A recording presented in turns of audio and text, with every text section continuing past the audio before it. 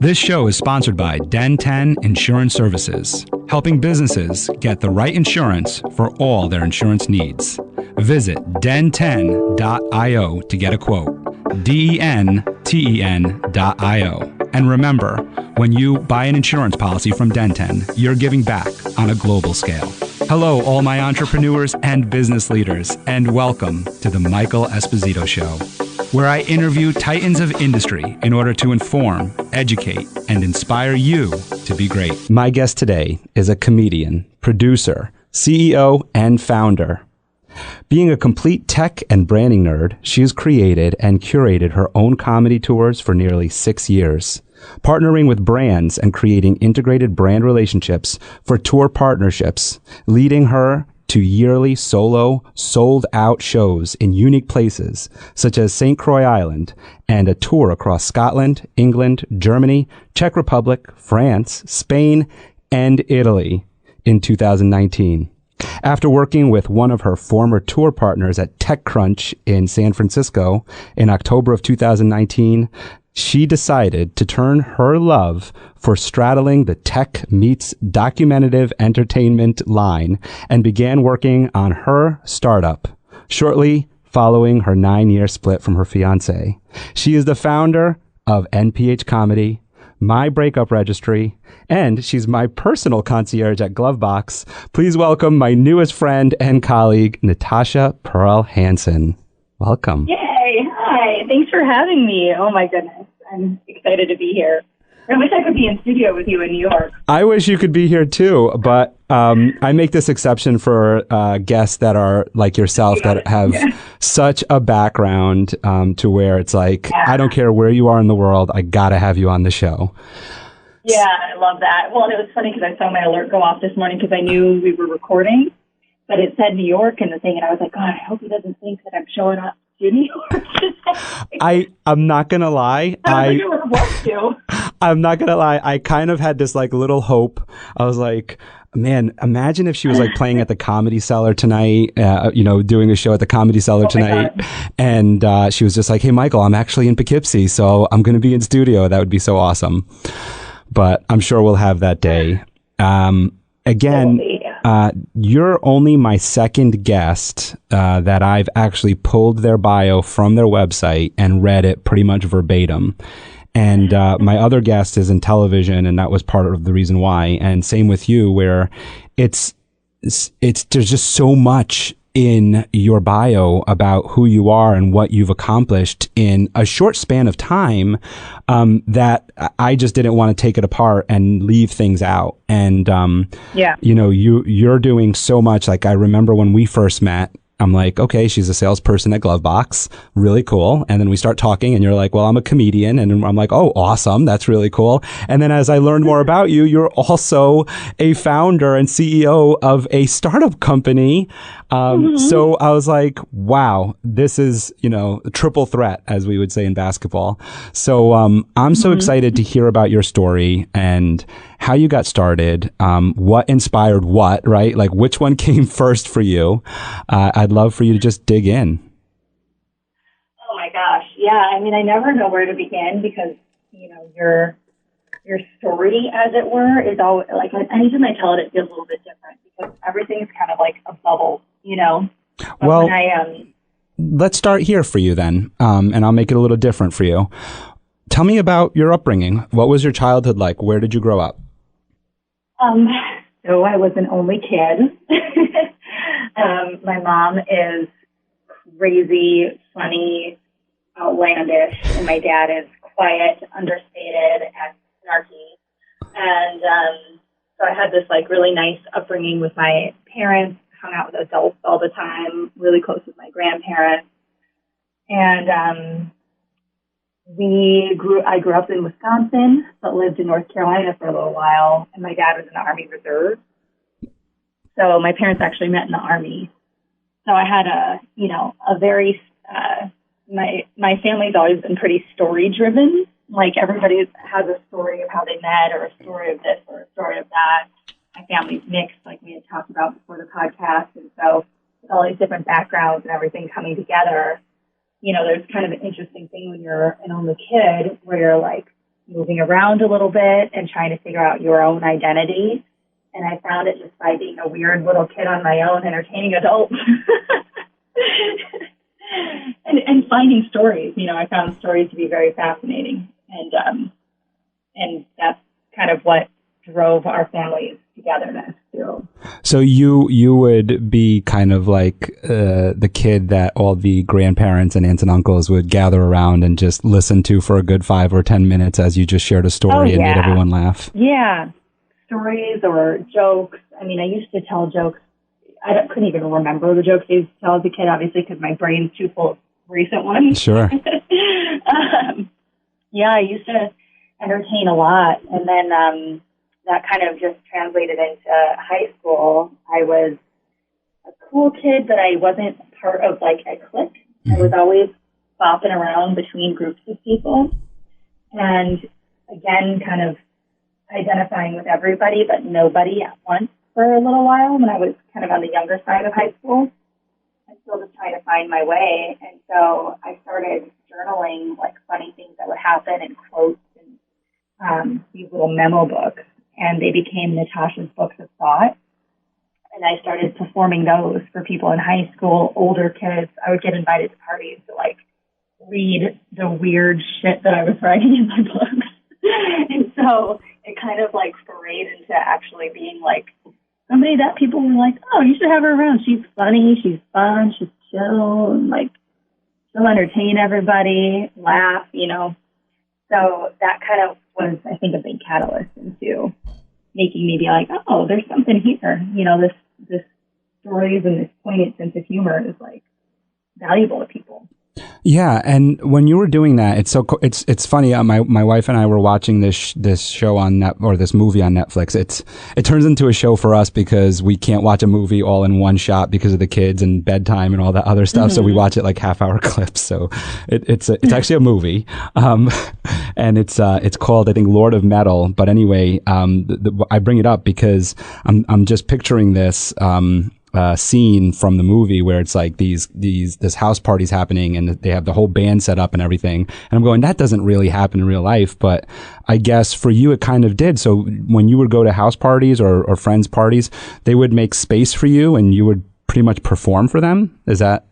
Yeah, it wouldn't even be like a formal thing. It would be kind of like a bonfire or the back of a truck, somebody's truck bed. Right. We'd all be drinking in a cornfield, and they'd be like, Natasha, get your books out. And I'd be like, okay. Like we would shotgun a beer, and like I'd tell some little funny one-liners, and they'd be like, that's awesome. And then everybody just keep drinking, and it was just fun. But with what you're explaining, that doesn't come natural to everybody. So in public speaking, everybody's got a story, and I teach public speaking, and everybody's got a story, and everybody has something they want to share with people, but they're afraid to get up. They're afraid to stand up and speak. They're afraid to stand up on the truck bed and share their thoughts. I'd like to go into you're in high school. This is like the peak of judgment in our minds, right? Mm-hmm. What gave you the courage to be able to do that, to be able to stand up and perform?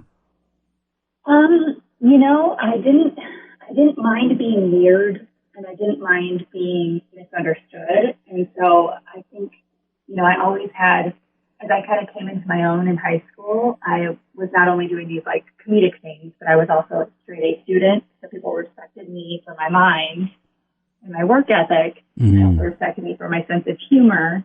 And I was also known for showing up in quite lavish ensembles. So I was like stylishly outlandish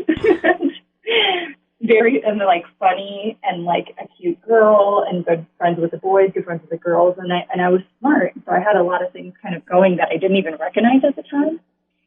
And so I ended up taking, it's funny that you say the public speaking thing, because I don't think I've talked about this on any of the lots of podcasts I've done.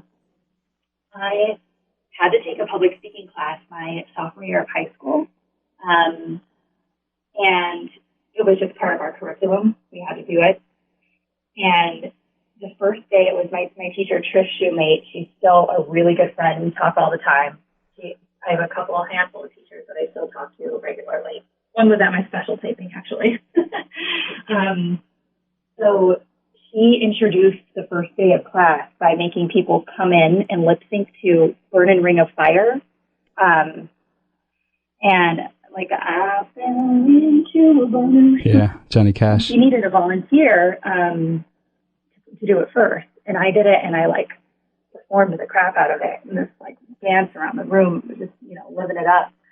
And it like really set the tone for the class. And so I essentially would be, for every speech assignment, the first person that would get up and like ease the room. I didn't care if I failed or stumbled. That class actually really helped me learn to not use filler words when I'm speaking in public. It was really vital at that time in my life, because otherwise it would have been really easy to move into college and be a like kind of girl. But it helped me to avoid that. Then I ended up becoming her TA for that class. So I continued to be the sample speech person for 2 classes below me for the next 2 years. That what you said there was, I didn't care if I failed or stumbled, I think is the thing with, I think that that's the issue that most people encounter when public speaking or doing stand-up or anything, is that they care. They're afraid that they're going to fail. And it's like, you know what? It's okay if you fail. It's really okay. Like, nobody cares. Like, nobody cares. Yeah. They move on. They move on to the next thing. I think the easiest thing you can do, even in comedy or whatever it is call yourself out. If something's not working and you notice it, then people aren't like, oh, this unaware person just stumbled and didn't recognize it. Like, you know, give it levity, and then it's like the failure becomes a learning experience. Everybody's okay, you know? I like that you said that too, because in public speaking, we think that we can't address that. So when we're doing a speech, when we're doing a keynote or anything like that, we feel that we have to stick to the script and we can't address that. And I love that part of comedy. I tried stand-up comedy. I thought that was going to be my path at one point. I used to listen to Opie and Anthony a lot. And so I was inspired by a lot of their guests, a lot of their comedian guests. And I learned that from them, was that call yourself out, you know, and I do that in my public speaking. Is sometimes I'm like, wait a second, did I just say that? Like, wait a second, everyone, that's wrong. Like, everything I just said was backward. Sorry. I'm dyslexic. It happens. Yeah. I mean, we're human. And that's, you know, when you epitomize something into speech, especially in a podcast, it can be kind of scary. Because I had a podcast for like 3.5 years.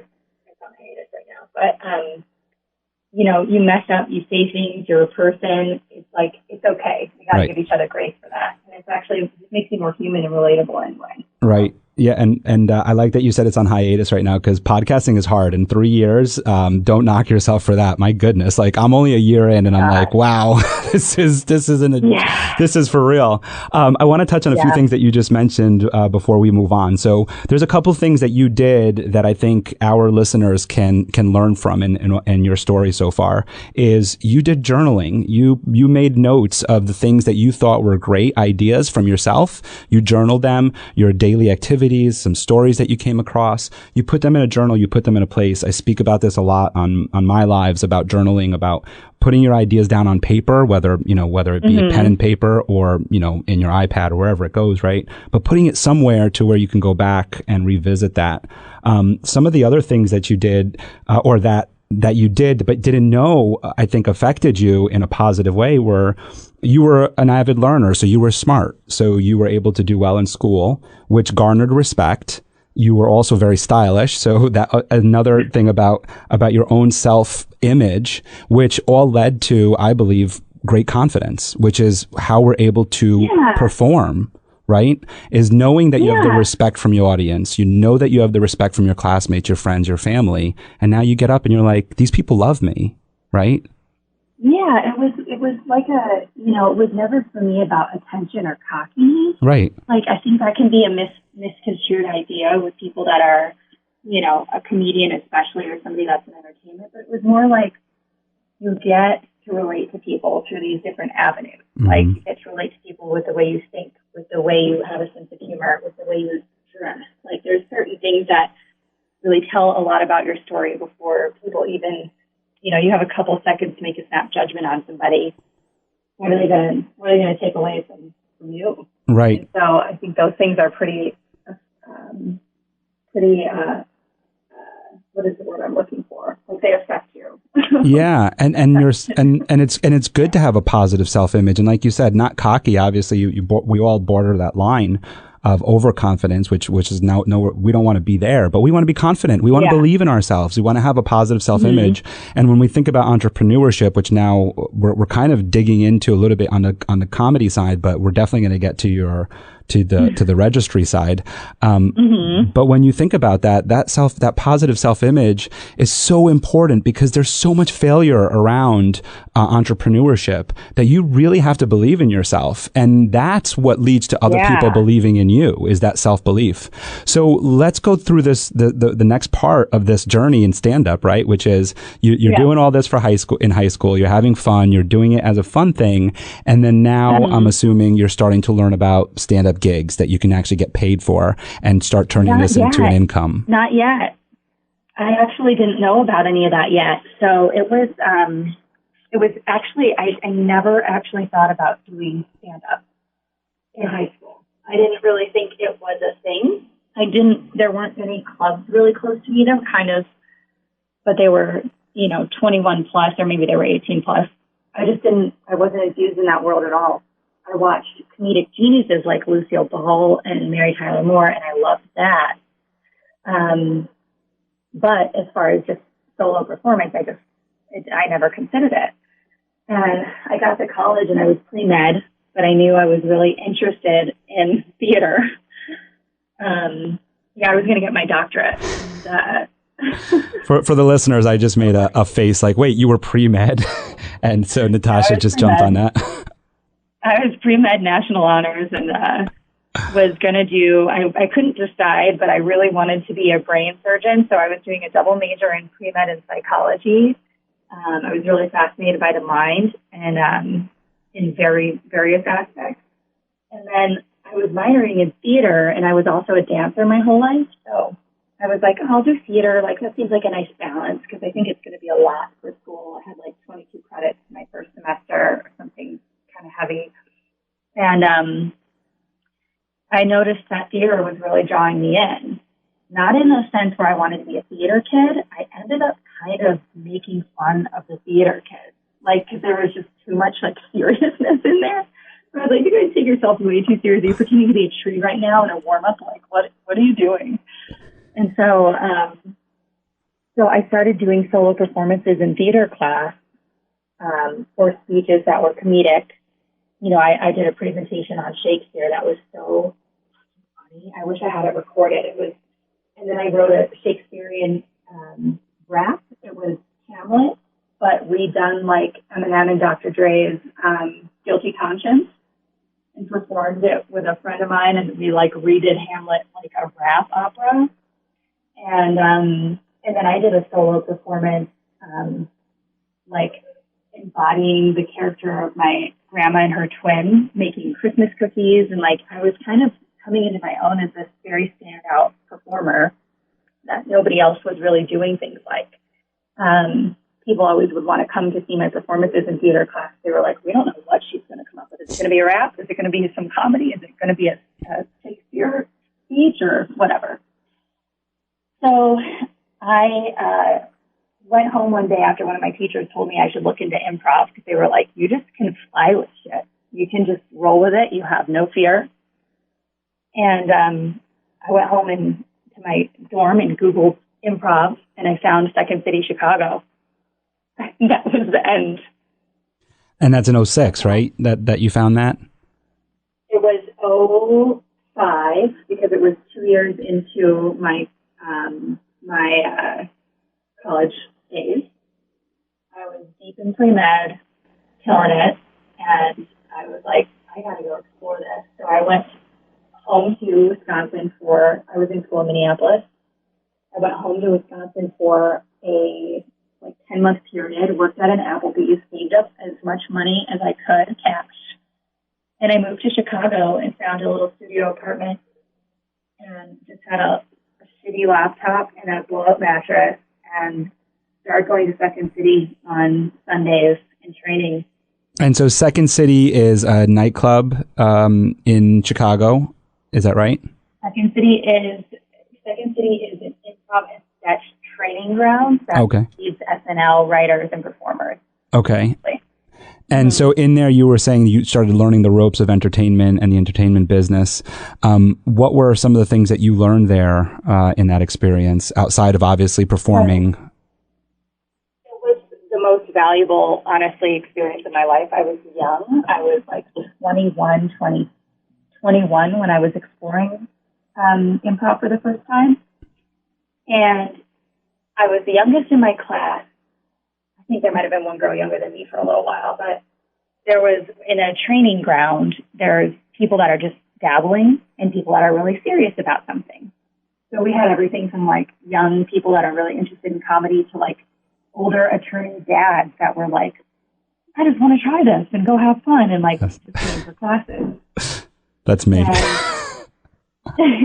Yeah, so it was a whole mix of people, and it was entertaining. You know, you start out in these lower tiers of improv where you're like playing games, just like easy, quick games, like whose line is it anyway kind of stuff. Right. And anyone can kind of have their shining moment in that. So everybody would feel funny at some point. We'd go out for drinks afterwards and have $2 beer pitchers or whatever.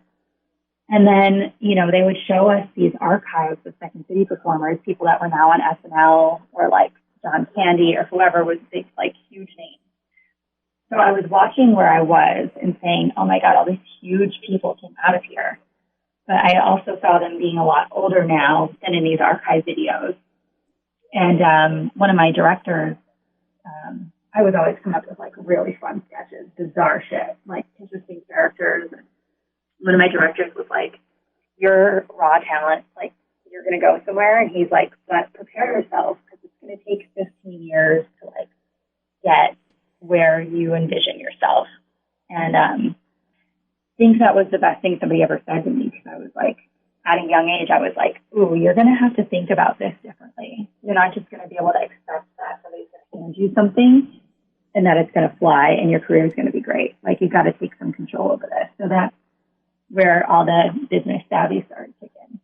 Yeah, and that speaks to so much of the businesses that we see around us. Is people think like overnight success, and we see these businesses, they took years to develop. These founders, they go through different accelerator programs, different business schools, and they don't just they don't just launch Amazon overnight. Amazon was a book company that failed, and so we see so much of that around us, and we think that these people just show up.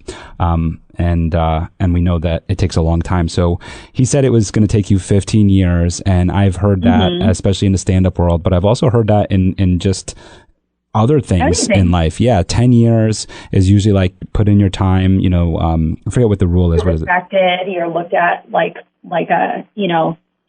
with anybody, no matter what arena they're working in, you really just want to be respected by your peers. You could give two shits about what passersby think. Right. But your peers, the people that you work around all the time, those are the people that you're really, like in comedy, I'm vying for the respect of other comedians. Right. I'm not vying for the respect of the audience. I want them to be entertained because that's my job. Right. But I'm not like, I wouldn't walk out of a show and be like, hey, what did you think about my set? Like, I don't care about their opinion of my work. Right. I just want them to be entertained.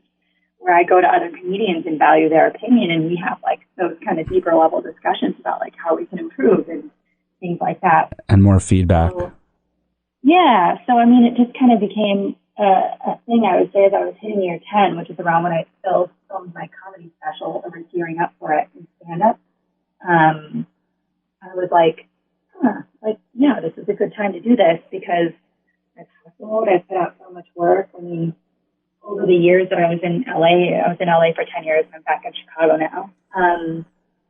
But I had started a production company, started a second production company, filmed and shot and produced and funded all of my own projects, or co-produced or co-funded them with my friends on our credit cards, hustling, working various jobs, bartending at a young age,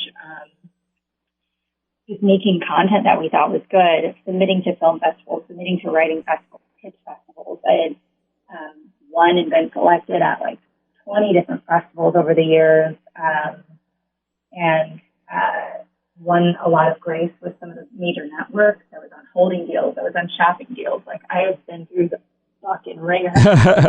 And I think your comedy special that is the most popular one for you at this moment. I'm just teasing it for a second here. That leads into your other business. So I think it'd be great if you could share a little bit of that story of the one that is about your breakup, which is on Amazon Prime, everyone. So you can find her there, and PH Comedy on Amazon Prime. Pretty cool. So I think if you could share a little bit about that, because I think that goes into the business that you started, mybreakupregistry.com.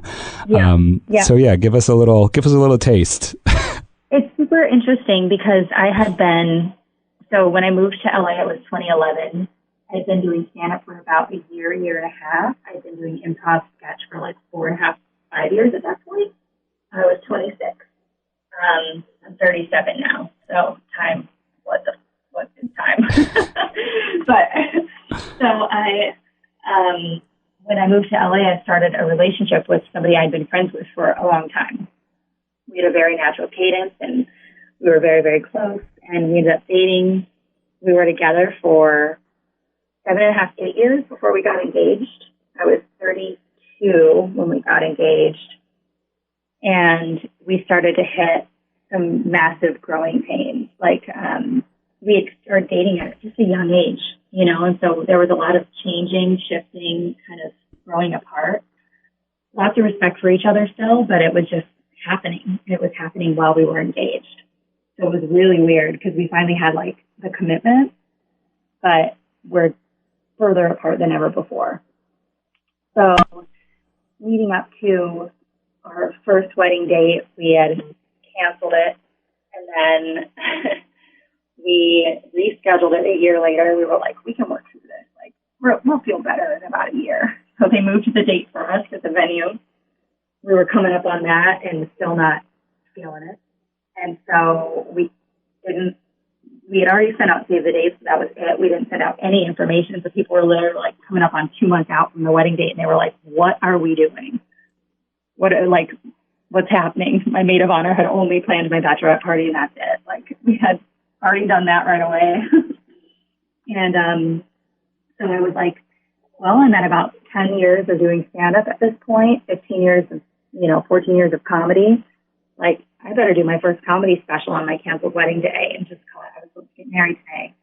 It served a number of purposes. One, it was a piece of art that I thought could help some people that were also struggling.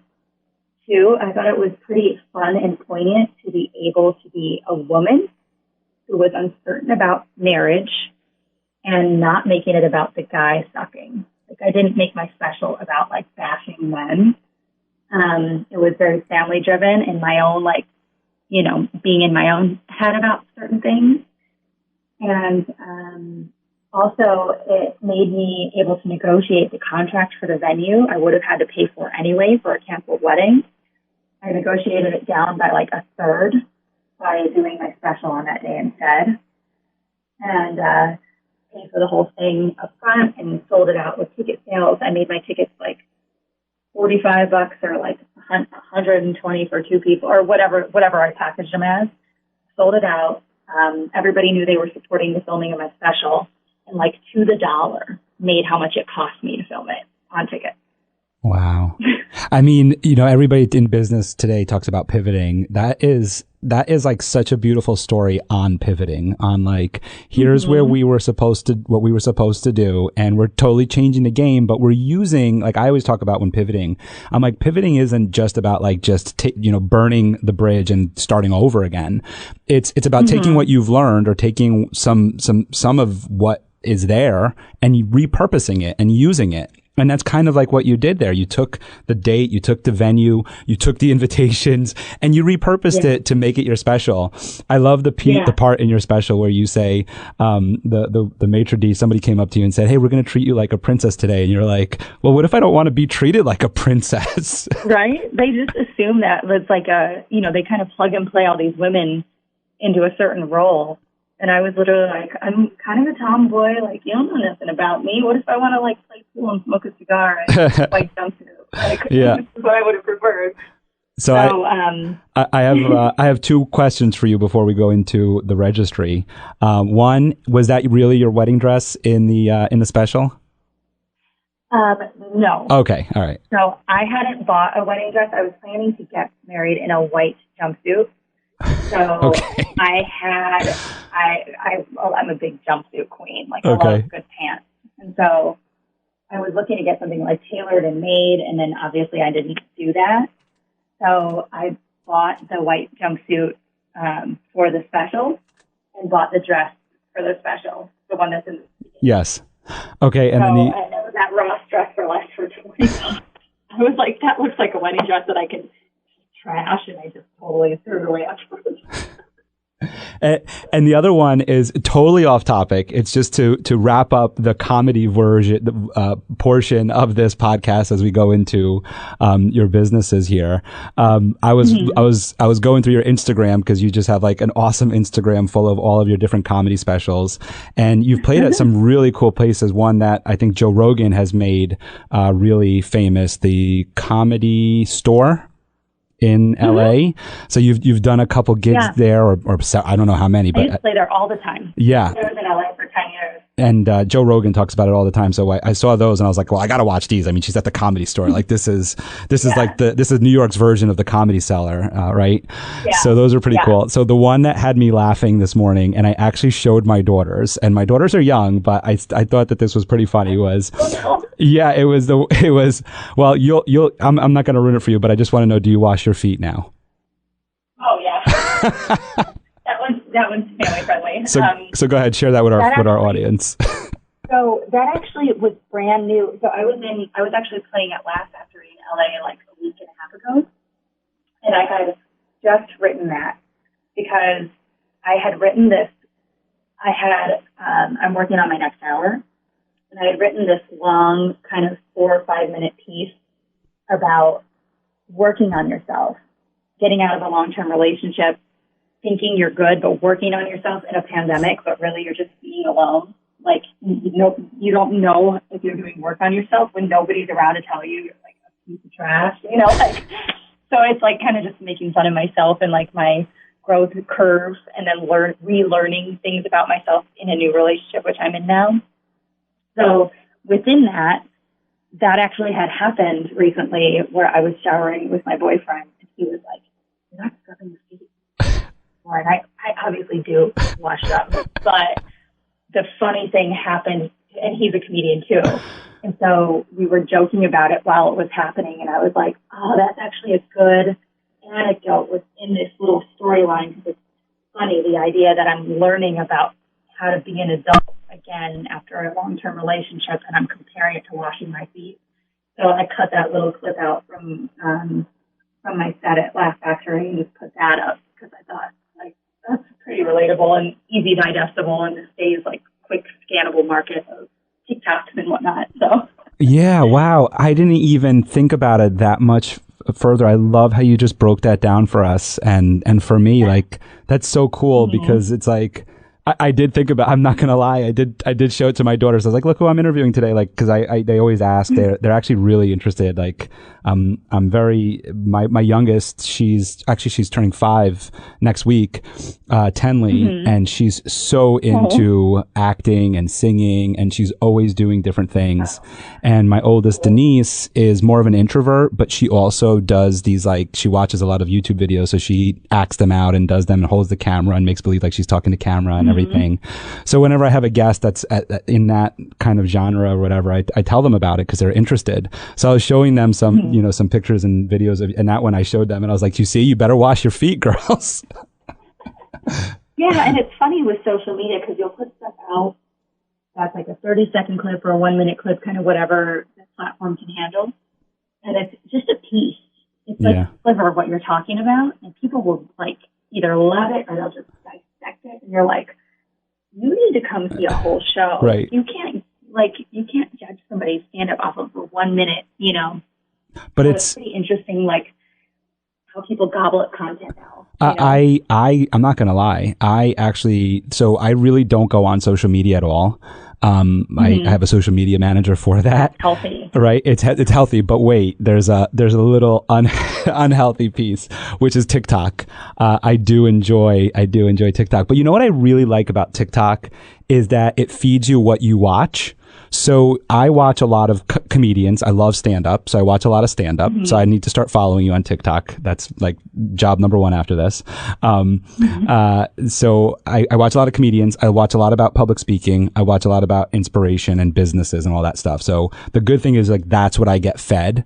And then there's of course the garbage that they put in there that you're just like, wait a second, I got to watch this. But I do notice my attention span stinks now because I used to be a big YouTube watcher where I would watch like long form 10, 20-minute videos. And now I'm like, unless I'm really invested in that video, it's tough for me sometimes. I want to jump into your breakup registry. So it's actually called mybreakupregistry.com. And obviously it's inspired through the breakup. And, I mean, this is kind of like a tech company meets shopping company. So share a little bit about that and that journey to establishing it. Yeah, so I had very thoughtfully, you know, over the years as I kind of built the business side of my comedy career, I knew I liked to tour. I didn't like the kind of junky lifestyle that younger comedians are kind of known for, like sleeping on floors, like shitty apartments. I didn't want to live that life. Air mattress. So, yeah, I mean, of course, in my early days, I had to. I always hustled so I could like live nicer, you know, or just try. I like to travel nice.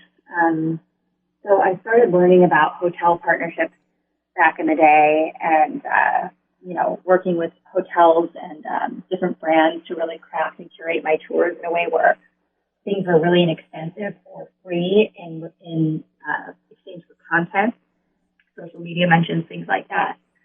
And so I got really crafty with my brand partnerships even before TikTok was even a thing, just on Instagram as I was growing my following years ago. And I started working with a lot of startup apps, travel brands that were looking for notoriety and like would, you know, just work with them on my tours. And that way I could tour to cities I wanted to go to, catch up with friends I wanted to see, perform at the clubs I wanted to, and stay at the hotels I wanted to stay at and have like a nice experience. There was more work involved, but it was like a better quality of things and traveling. So I had done that for years, and I had launched my own Vegas residency. Like one day I just decided I want to have a Vegas show. And I like called the hotel and was like talking to the GM, and I was just like, hey, I want to do this thing. And we started working it out, and I got all these sponsors in because I'd worked with all these brands and platforms for so long, liquor, you know, whatever. So I had a weekly Vegas show in LA that I commuted for like 8-9 months every week. And so I had really gotten into that kind of startup app, you know, platform kind of space. So cut to when I shot my comedy special, I knew I wanted to probably launch a company at some point that was different than what I'd done before. And then we ended up splitting, me and my ex-fiance. And I talked about this in my stand-up, but the night we broke up, I was sending my wedding registry out to everybody still with my name on it and registering for the items that I was losing, breaking up. And my friends thought it was really funny. And I was like, that's just like a good business plan and or a good idea, business idea. So it was just an idea at that point. That was January of 2020. And I'm thinking, when am I going to have time to work on something like this? Little did I know around the corner was a pandemic and a shutdown. So I had talked to a couple business friends that I really trusted that are just really smart, really sharp, really connected. And they were like, this is fucking genius. You've got to do it. So when the pandemic hit and touring completely went nil, I hustled and made it happen. I did a ton of research and met with a ton of developers, had this whole thing built, and launched in 2021. I actually just got emailed my corp documents. I transferred from LLC to a Delaware C Corp, so I'm fundable now. And last night in Denver, I just found out, I can't say what, but I just found out I just booked a series later this year that highlights entrepreneurs in my business, and I are going to be highlighted. Wow, congratulations. That's awesome. Yeah. It's so great listening to this story coming from you right now. We met, as I said, you call yourself a glove box guru. Glove box is one of the companies you work for, I guess, right? You're a salesperson there or consultant, whatever the terminology is these days, right? Yeah. But the point is that I'm getting at is not judging a book by its cover, is that you and I met. And I always talk about this with my salespeople and with my team is get to know somebody beyond the sale, get to know somebody beyond what you're doing, right? Just spend time with them. And that's what you and I did with each other was you were helping me with Glovebox for my company and I'm learning about Glovebox and whatever. And we're talking and, we just kind of got to know each other. I said, so what do you do? I think it was you were in a hotel and I was like, oh, what are you doing in a hotel? Like, what do you have, an insurance conference? Yeah. And you're like, no, I'm a stand-up comic. And so anyway, where I'm really going with this is from there, somebody might say, okay, cool. So she's a stand-up comic and Glovebox and then that's it. End of story. But as you just described how you started I want to make sure I get it right, mybreakupregistry.com, there's so much more to you and there's so much more that people can learn from people like you where you're a stand-up comic and there's a ton in that world to learn. And as you just showed us on breaking down a joke and how it can have all these different meanings. But then right now, what you just spoke about was one, you manifested something. You thought of an idea. One with the Vegas show where you were just like, hey, what if I just want my own Vegas show? Let me just make a call. So something that people in business and life don't do is take action. They have a great idea, but then they don't do anything about it. And so that book. Go ahead. Oh yeah, go ahead. No, you finished. Go ahead. That book that actually made me want to take action on my ideas was Big Magic. Have you ever read that? I have not, but it's going in. By Elizabeth Gilbert. She wrote Eat, Pray, Love. I didn't read Eat, Pray, Love. I just skipped over to Big Magic, her next book. But essentially she talks about how ideas come and go. And if you're not a person that manifests an idea, it will find a new host. And that's not a negative thing. It's just finding its way into the world. You can't look at it like, oh, somebody did this and I should have done it. Like, no, it just found the right outlet. It's also why you don't look at people as competition if they have similar ideas, because that's what makes uniting with people and sharing ideas so powerful. Because you might have an idea, I might have an idea, they're very similar, and we can have cohesion here.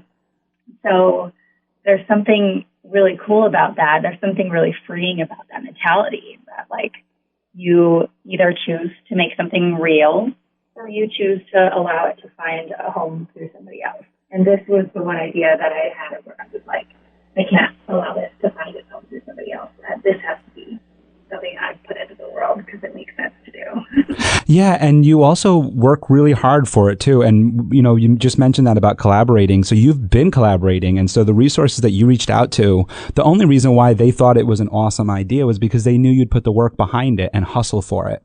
Because there's so many people that have great ideas and they bring it up to experts like the friends that you have around you, and they say, well, that's a good idea, but maybe you should stick with what you're doing. And it's usually not because that person doesn't have a good idea. It's because they're like, do you realize the work that you're going to have to do it? Oh, yeah. Right? And you don't even know the extent of the work until you're in it.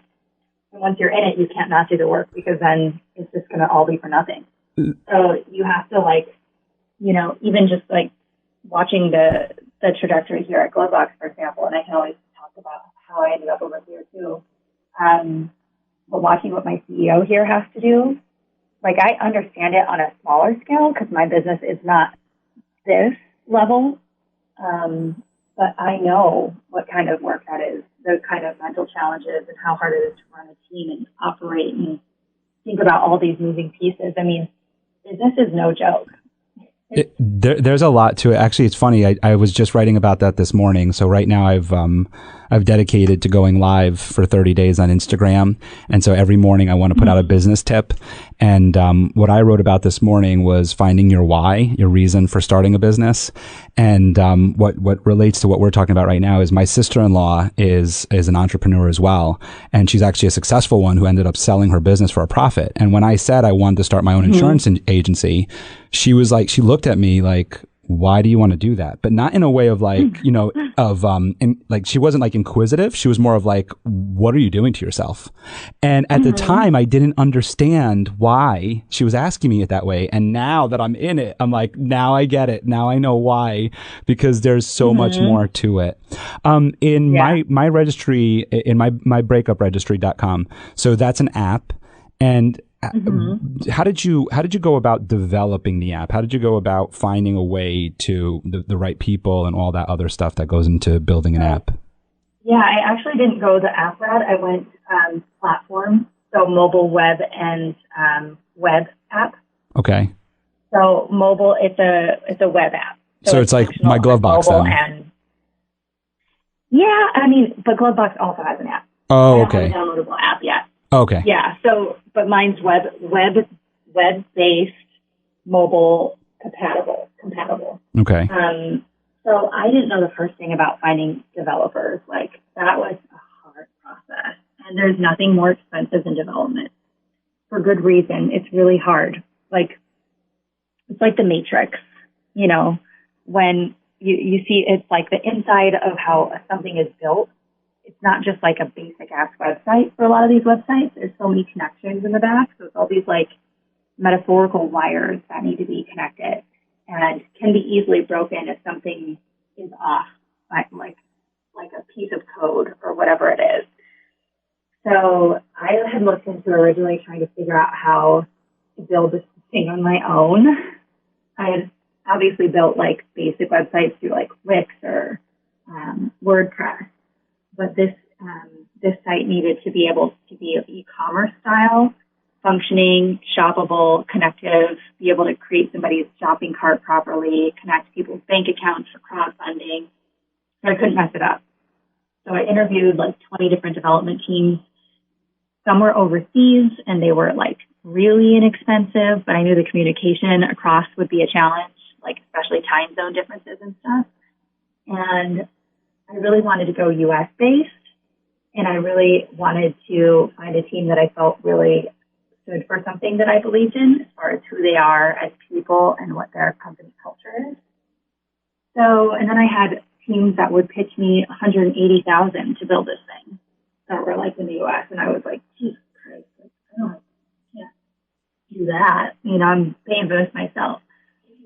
So I found this team in Brooklyn, literally just like gelled with them.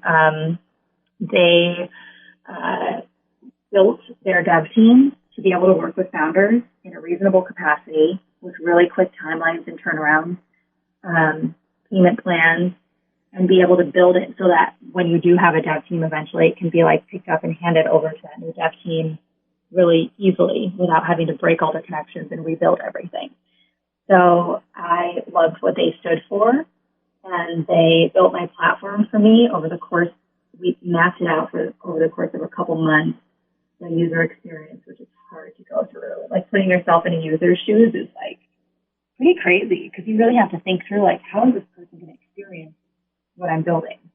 Is it going to suck for them? Are they going to? So I ended up launching it. They built it within a month, and then we launched it. And that kind of is what led me into finding Glovebox. Wow. It's quite a process. So I'm currently working with a developer as well because part of my vision for my insurance company is to be completely digital as well and to have our own platforms really. We talked about that. Yeah, to have our own platform. So I'm working with a dev team right now, and it's really in depth to your point. It's almost exhausting. Like when I see the meeting on my calendar, I'm just like, all right, we got work. Like the next hour is going to be a lot of work. So that led you to Glovebox, which is where you are today, which is an awesome company. I work with you guys. I love you guys. Yeah. But I know that you have, with the multitude of things to do, have other things to get to now in Denver today. So I want to just touch on your mantra and what you live by. and how that can help all of our entrepreneurs and business leaders that are listening today to your stories. What I love about this meeting today is that you didn't just have one story that we went off of and learned from. You have like four different life paths that I know, like we need like a 4-hour episode together. But you do have so many different life paths that all have different learning in them, but all come back to our audience here. And so your mantra, which I love, is how you do anything is how you do everything. Yes, I love that saying. And it really truly is, it's something that makes you magnetic as a person. I notice this about other people as well. If you enter every situation as if it is important, have integrity, be curious, it changes your life. Like you said, you and I wouldn't be sitting here right now if we hadn't been curious about one another. But in every interaction you get, it's not that there's something to be gained. It's not like you should look for interactions to like get something from them. But there's something to learn, and you never know what those connections are going to do for you or for somebody else down the line. And so even this kind of mentality played into when I was in like the service industry. I didn't love, waitressing on a rooftop when I first moved to LA. But because I did it with such intense, like good attitude and integrity, my owners like immediately bumped me up to like, running events at this rooftop. So like everything I've ever done because of my attitude about it, I've been bumped up to a point where I was like, oh, I guess people look at me to lead things, which is pretty cool. And that's because even if it's a job I don't really want to be doing, I know I'm doing it right now, so I've got to do it well, I love that. And also you're just like, I could just based off of every story that you've told us so far, you're like 110% in on anything you do. There is like no, like, I mean, I don't know where you came from today, but this is a podcast and you're dressed like for live TV right now. And so I love that you're just like 100% in, you're always showing up. I really love that about you. Looking sharp. Yes, you look sharp. That's right. Nice shoes. Yes, very, very sharp. I want to thank you so much for coming on the show. This has been so awesome. I am doing a live show once a month. So if you're ever in the New York area and want to do a spot, you have an open door with us. So, oh my God. Yes, I would love that. That would be awesome to have you on. Well, thanks so much for coming on the show. It's been awesome. All right. Thank you for having me. This was really lovely. You're welcome. Thank you for listening to The Michael Esposito Show. For show notes, video clips, and more episodes, go to michaelespositoinc.com/podcast. Thank you again to our sponsor, Den 10 Insurance Services, helping businesses get the right insurance for all their insurance needs. Visit den10.io to get a quote. That's DENTEN.io. And remember, when you buy an insurance policy from Den10, you're giving back on a global scale. This episode was produced by Uncle Mike at the iHeart Studios in Poughkeepsie. Special thanks to Lara Rodrian for the opportunity and my team at Michael Esposito Inc.